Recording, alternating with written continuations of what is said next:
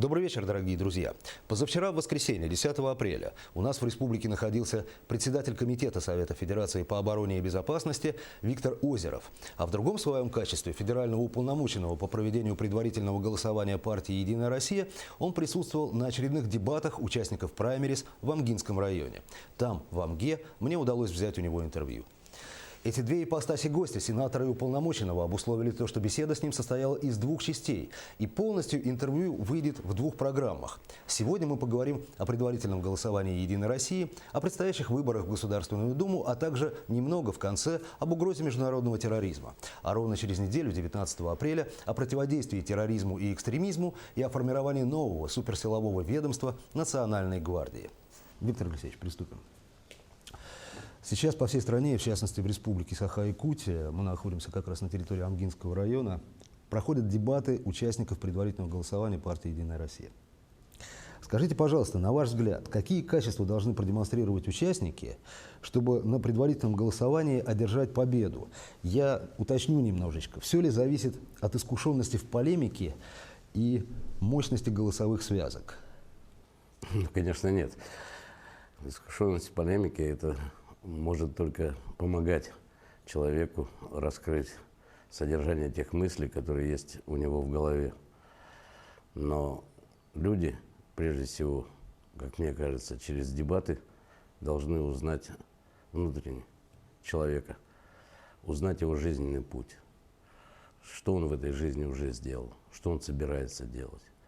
И анализируя пройденное, они должны поверить или не поверить то, что он заглядывает в будущее. Вот это, наверное, одна из главных достоинств, с одной стороны, для тех, кто сможет это сделать, и недостатков, тот, кто это не умеет. Вы знаете, когда в Москве мы проводили семинар с секретарями не только региональных, но и местных партийных организаций, и я, выступая, там сказал, что будут дебаты, одна женщина с Кемерово задала вопрос: Виктор Алексеевич, а не получится так, что один болтун, вот то, что связано с вами, выйдет на сцену, и выйдет директор шахты нашей Кузбасской, который хорошо организовал производство, решает социальные вопросы. И этот, говорит, болтун заболтает этого директора шахты. Я сказал, как человек военный, у нас есть минимум 3 предохранителя. Первое – это то, что люди, которые будут участвовать, я тогда уже верил, что никто с Москвы не приедет, будут местные. Во-вторых, у нас есть правила дебатов, что надо агитировать за себя, а не против других. И третье, что я сказал, что от губернатора, там, любого другого должностного лица субъекта федерации никто не отбирает право быть избирателем и сказать в любом списке, кого он считает болтуном, а кого не считает. Если, говорю, применительно к Кемеровской области, мой друг Аман Тулеев скажет, что кто-то в этом списке болтун, я думаю, что люди ему поверят. Все находящиеся в зале, там около 500 человек, зааплодировали. Я говорю, рано аплодируйте. Но вместе с тем, депутат Государственной Думы – это должность политическая. И в этой должности надо уметь вести и полемику, и мобилизовывать людей. Ведь идея депутата может стать материальной силой, если в том случае, когда поддерживают минимум 225 их коллег, депутатов Государственной Думы. Поэтому если директор шахты хороший организатор, хороший производственник, решает социальные вопросы, но не может выполнить вот эту функцию парламентарскую, то, может быть, лучше ему остаться директором шахты, а сюда мы изберем не болтуна, но способного это решить. Хорошим директором шахты, согласен. А директора шахты мы найдем, как поощрить и отметить. Да. Виктор Алексеевич, а как по-вашему, в этих дебатах могут ли рождаться новые смыслы, новые концепты? Ну а почему? Мы считаем, что идеи рождаются только в Москве, в умах членов правительства или депутатов нынешней Государственной Думы или нас, членов Совета Федерации. Я вырос в семье очень такой рабочий. У меня у папы было всего 4 класса образования, он работал шофером. Но как-то он сказал очень глубокую философскую мысль, которую я иногда без его разрешения тиражирую сейчас. Он мне сказал: сынок, знания ума не дают. Неграмотный человек тоже может быть умным. Применительно к вашему вопросу я могу сказать, что идеи, которые могут овладеть массами, о чем мы говорим, они могут родиться там, где мы с вами даже этого не ожидаем.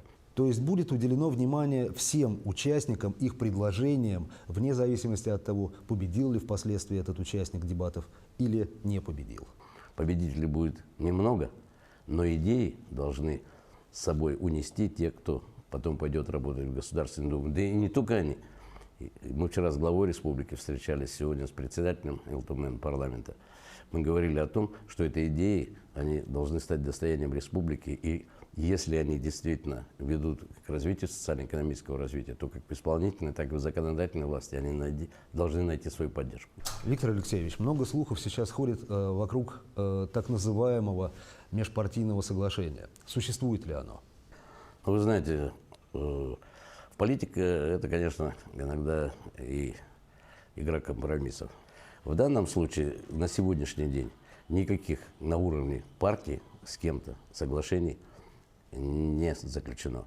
И кто бы из членов партии, при всем моем уважении, не высказывался, это точка зрения одного человека. И сегодня я знаю, что разговоры, откуда задан вопрос. Я вчера об этом говорил, и сегодня готов сказать еще раз, подтвердить, никаких соглашений нет. Мы должны отбирать самых сильных, самых лучших. Более того, буду до конца откровенен, что если и договариваться, то лучше договариваться всегда при сильном своем кандидате. Тогда можно большее получить от того, с кем ты договариваешься. А если ты будешь, у тебя слабый кандидат, договаривающаяся сторона может подумать, что мы и сами выиграем без этих договоров. Поэтому у меня, как у федерального уполномоченного, никаких договоренностей ни с кем нет. Мне никаких задач не ставили. Моя задача – отобрать тех Илья Муромцев, как я говорил, которые выйдут на поле брани и будут отстаивать интересы Единой России с другими партиями. А я буду готов им помогать. А не наоборот, что я буду биться, они будут смотреть со стороны, хорошо я это делаю или нет. Отличительной особенностью нынешних праймерис Единой России является тот факт, что к участию в дебатах допускаются не только члены партии «Единая Россия», но и члены различных общественных объединений, беспартийные люди. Значит ли этот факт то, что партия готова к обновлению депутатского корпуса внутри фракции «Единая Россия»? Вы знаете, вот новый созыв Государственной Думы будет отличаться не только придут и сколько придут новых депутатов Государственной Думы, он будет изначально отличаться в том, что половина будет избрана по одномандатным округам. Я работал с этими депутатами 99-го года, призывы 2003-го. Это другая будет Государственная Дума. Эти люди, избранные в одномандатных округах, от каких бы политических партий они не исходили, они прежде всего будут знать, что пуповины связаны с населением. И мне кажется, качество принимаемых законов Государственной Думы, ну не с точки зрения там, юридической техники, юристов у нас достаточно в Госдуме, в Совете Федерации, в администрации, а с точки зрения привязанности к земле, к территориям, которые они представляют, это возрастет. Ну а то, что мы хотим, чтобы выбор был не с традиционных людей, которые уже много проработали, а более широкий предложить нашим. Тем более мы не внутрипартийное голосование, мы народное голосование будем проводить 22 мая. То это абсолютно правильно. Вот я опять на Амана Тулеева, мы дружим с ним, в Совете Федерации у нас рядом были места для работы. Когда я к нему приехал, он прямо сказал, меня депутаты Государственной Думы от Кемеровской области устраивают. Но я не хочу, чтобы у них создалось впечатление, что они Бога держат за бороду. Мы, конечно, в равной конкурентной борьбе дадим им возможность доказать, что они лучше. Если не докажут, ничего личного, пойдет тот, кто победил. И мы вчера с главой республики, когда говорили, он говорит, все должно быть честно и открыто. Люди должны доказать. И сегодня, выступая в «Единой России», когда мне задали, ну есть же фавориты в каждом там списке. Я говорю, фавориты есть, но фаворит не значит победитель. А как вы считаете, каков сегодняшний реальный уровень угрозы международного терроризма? Вы знаете, уровень этой угрозы, ее оценка, она дана, в общем-то, президентом. Когда мы 30 ноября прошлого года задействовали, вот вы про Конституцию говорите, конституционную норму, где записано, что Совет Федерации, это наши исключительные полномочия, дают согласие президенту на использование вооруженных сил за территорию Российской Федерации. И то, что мы сделали в отношении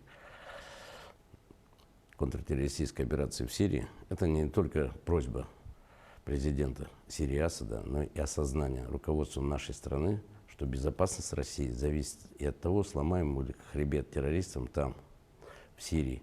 Тем более, что среди них, к сожалению, есть наши с вами сограждане, есть выходцы из союзных республик. Соотечественники, а не сограждане. Как это? Да, соотечественники, да, соглашусь. И вот это показывает, что необходимо объединение усилий, что терроризм не имеет границ, не имеет национальности, не имеет религии. Что где бы террористы ни находили, надо международное сообщество объединять и наносить удар. То, что касается Российской Федерации, ну, я был на итоговой коллегии, в прошлом году у нас не было совершено ни одного террористического акта. И, к сожалению, тот трагический случай с самолетом, который летел из Египта в Санкт-Петербург, произошло в небе над Египтом. Но это не значит, что мы должны расслабляться, что он... И в данном случае это не только задача антитеррористической комиссии, о чем мы с вами говорили, Федеральной службы безопасности, в целом Министерства внутренних дел, но во многом это и гражданское общество. И вот в плане мобилизации гражданского общества это одна из задач, которую, мне кажется, мы еще не дополнили общую систему противодействия терроризму. Это использование казачества. Это использование негосударственной сферы безопасности. Все вот эти у нас ЧОПы, они пока как-то отталкивающие методы. Но там бывшие наши выходцы из правоохранительной системы, вооруженных сил. Мы не должны насаждать у нас в обществе психоз и панику. Мы должны быть уверены, что наши службы действуют профессионально, точно так же, как и по линии в целом территориальной защиты Российской Федерации. Ведь в Сирии мы не только выполнили задачу, которую поставил президент, и перед воздушно-космическими силами, и военно-морским флотом, но мы всему миру продемонстрировали уровень технической оснащенности наших вооруженных сил, тактико-технических характеристик современных видов вооружения и военной техники. И, что немаловажно, профессионализм наших летчиков и моряков. И вот в этой части, я говорю, граждане Российской Федерации, в данном случае, точно скажу, граждане, сограждане, должны быть уверены, что суверенитет, территориальная целостность Российской Федерации, безопасность граждан России, она надежно защищена. Итак, вы посмотрели первую часть интервью с председателем комитета Совета Федерации по обороне и безопасности Виктором Озеровым. Напомню, что вторую часть беседы с сенатором мы покажем ровно через неделю, во вторник, 19 апреля. С вами была «Арена событий», программа для тех, кто хочет знать события в лицо. Всего вам доброго. До свидания.